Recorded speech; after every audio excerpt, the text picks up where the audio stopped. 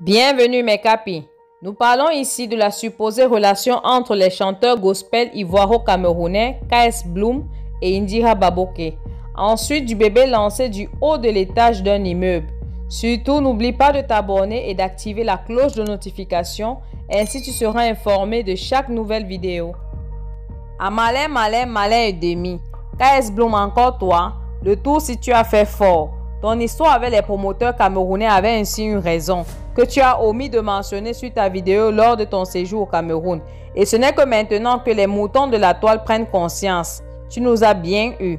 Je vous explique ce qui se passe. Selon les sources, l'artiste gospel serait le beau des Camerounais. Il se pourrait que la belle plume, secrétaire générale de Dieu, j'ai nommé Indira Baboké, sera en couple avec KS Bloom.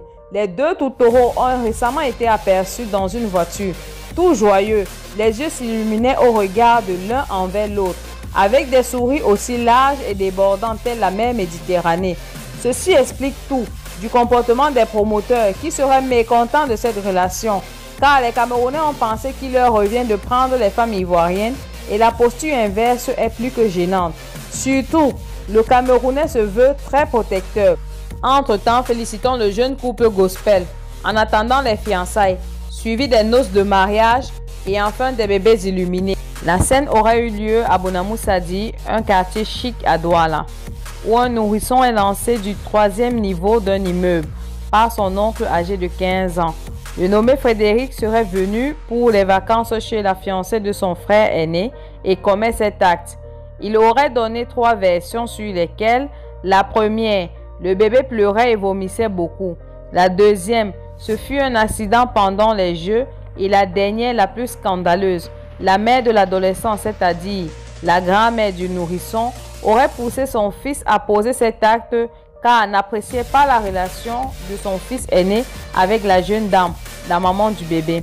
Le tribalisme dans nos sociétés africaines est encore malheureusement présent. Les parents doivent accepter le choix de leurs enfants, d'autant plus qu'ils ne sont pas obligés d'aimer leur gendre, belle-fille, belle-sœur ou beau-frère, mais le ou la respecter. Et vous aussi les hommes, apprenez à assumer vos choix jusqu'au bout, à protéger vos femmes, mères de vos enfants et vos enfants de vos familles, car le livre saint le stipule si bien. Tu quitteras ton père et ta mère et t'attacheras à une femme ou un homme, et vous ne formerez qu'un. Il n'est pas écrit que tu t'attacheras à ta mère, tes frères, tes sœurs, cousines, tantes, etc.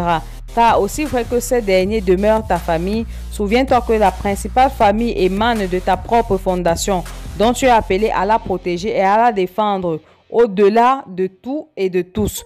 Au cas contraire, si tu veux donner le libre arbitre à ta famille sur tes choix, autant mieux les consulter avant d'entamer une relation.